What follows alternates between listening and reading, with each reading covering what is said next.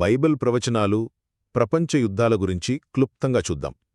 అసలు విషయమేంటంటే, యెహెజ్కేలు, ప్రకటన గ్రంథాల్లోని పాత ప్రవచనాలని ఇప్పటి యుద్ధాలతో ఎలా కనెక్ట్ చేస్తారనేదే ఈ విశ్లేషణ.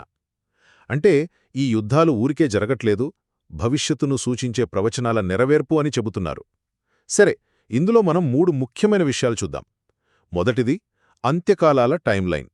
అంటే చాలామంది అనుకున్నట్టు అంత్యకాలాలు ఎప్పుడో భవిష్యత్తులో రాదు, అది యేసు పుట్టినప్పుడే మొదలైపోయిందని ఈ విశ్లేషణ చెబుతోంది. ఈ యుగంలో 3 ప్రధాన ఘట్టాలుంటాయి. ఒకటి క్రీస్తు రావడం, రెండోది సంఘం ఎత్తబడటం, అదేనండి విశ్వాసులు భూమి మీద నుంచి దేవుణ్ణి కలుసుకోవడానికి ఒక్కసారిగా పైకి వెళ్ళిపోవడం, ఆ తర్వాత క్రీస్తు విరోధి పాలన.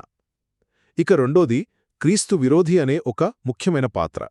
భవిష్యత్తులో ప్రపంచాన్ని ఏలే ఒక శక్తివంతమైన నాయకుడొస్తాడని ఈ ప్రవచనాలు చెబుతున్నాయి. ఇతను 3వ ప్రపంచ యుద్ధం తర్వాత ఏర్పడే ఒక ప్రపంచ కూటమి నుంచి వస్తాడని నమ్ముతున్నారు. అంతేకాదు, దేవుణ్ణి తిరస్కరించే ఒక ఆత్మ కూడా క్రీస్తు విరోధిగానే పరిగణించబడుతుంది. ఇక చివరిగా ప్రపంచ యుద్ధాలను ప్రవచనాలుగా చూడటం. యెహెజ్కేలు గ్రంథంలో ఎండిన ఎముకల లోయ గురించిన ప్రవచనముంది కదా, అది మొదటి, రెండో ప్రపంచ యుద్ధాలను, వాటి తర్వాత ఇశ్రాయేలు దేశం మళ్లీ ఏర్పడటాన్ని సూచిస్తోందని ఈ విశ్లేషణ వాదిస్తోంది. ఆ తర్వాత ఉత్తర దిక్కు నుండి ఇశ్రాయేలుపై దాడి జరుగుతుందని చెప్పే ప్రవచనాలు యెహెజ్కేలు 38-39 రష్యా నేతృత్వంలో జరిగే 3వ ప్రపంచ యుద్ధాన్ని సూచిస్తున్నాయని భావిస్తున్నారు. సో చూశారుగా, పాత ప్రవచనాలను వాడుకుంటూ ప్రపంచ యుద్ధాలు భవిష్యత్తులో ఏం జరగబోతోందో చెప్పే సూచనలని, ఇప్పుడు జరుగుతున్న గొడవలన్నీ అంత్యకాలాలకు సంకేతాలని ఈ విశ్లేషణ వివరిస్తోందన్నమాట.